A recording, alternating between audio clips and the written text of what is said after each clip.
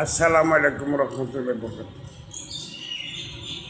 আমার ঠিকানা হইল, আমার নাম হলো মোহাম্মদ সেলিম। ঠিকানা পূর্ব দাউদপুর, থানা উপজেলা নারায়ণগঞ্জ।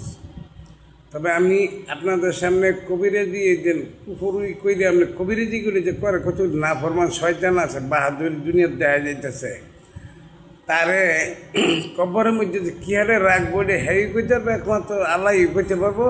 তবে দেখেন, কিছু যুবক ভাইরা আছে কবিরাজের যায়, বিয়া সাদিলে একটা মেয়ে বিয়া করছে বা বিয়াটা ভাঙ্গিয়া সেটা করানোর লেগে তখন কী করে দেখেন, মানবিজা টাকাগুলি লয়। হ্যারে কইব আমি তো টাকা নিই না, তবে তুমি ওষুধগুলি একটু কিনে এনে দিবা, কাজ হইলে টাকা, কাজ হইলে টাকা মানে কিছু উপহার দিবা। আমি একটা অনুষ্ঠান করি, এই অনুষ্ঠানের মধ্যে শরীর থাকবার দিয়া। তবে হ্যারে সিস্টেম দেখাইলে ধরেন একটা ওষুধ লেগে হাতিটা সুন্দর যাইতে হইব, ঢাকা মৌলভীবাজার যাইতে হইব, চকবাজার যাইতে হইব, বা টঙ্গি যাইতে হইব, বা এই সোনারগাঁও যাইতে হইব। তবে ওষুধ যদি আনবেন বা আনবা, ওষুধ চিহ্ন 1 নম্বর আনতে হইব। তবে তোমরা গেলে টাকা বেশি লাগবো, আমরা গেলে টাকা কম নেই।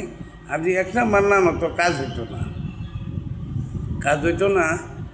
তবে ওষুধে বইজই না আনতে হইব। অনেক দেখা যায় যে মানে ওষুধ দিয়েছে 4-5টা, মানে এই চিন্তা বন্ধ করে দেখছি আপনার এই ওষুধ আনতে গেলে হ্যাঁ যাইব 5-7 হাজার টাকা, আবার যাইব কাজও বাতিল।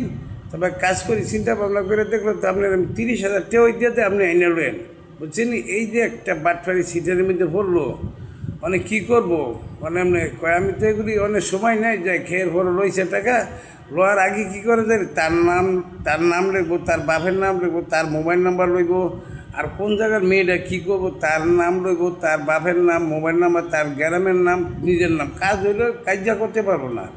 যে কাজ হইলে যে কাজা দরকার করে তো দিব, কই এই দুর্বলতা গেলে সব ঠিয়ানা মেনা সব মোবাইল নাম্বার তার কাছে দেওয়া।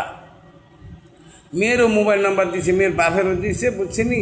তবে এই ধরনের ফটকামির মধ্যে বাবারা বাইরে হইলেন না, আর এই বাটফা সিটার কবিরাজের আর যাইন না।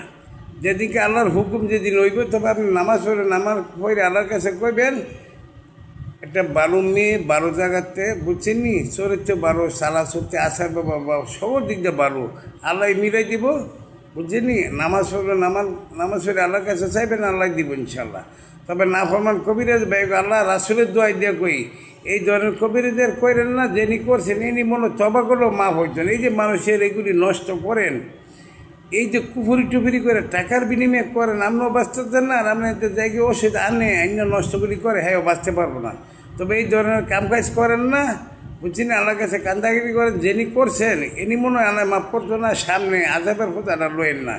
তবে রাখি আমার জিনিসটা অন্য ভাই বেঁচেদের মা খালার একটা শেয়ার, একটা কমেন্ট করে ভালোইব, কোনো না কোনো লোকের বাড়িতে আমল করতে পারে।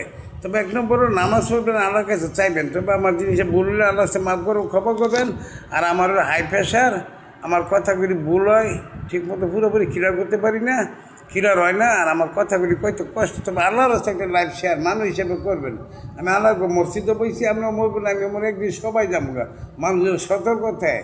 তবে সবাই দোয়া করি, মুসলমানের দোয়া করি। আসসালামু আলাইকুম রহমতুল্লাহি বরকাত। আর অন্য অন্য জাতি ভাইদের নমস্কার এবং আদাব রইল। আশা করি সবাই আল্লাহ ভালো লোক, দোয়া করি ইনশাআল্লাহ। আবার সালাম জান, আসসালামু আলাইকুম রহমতুল্লাহি বরকাত।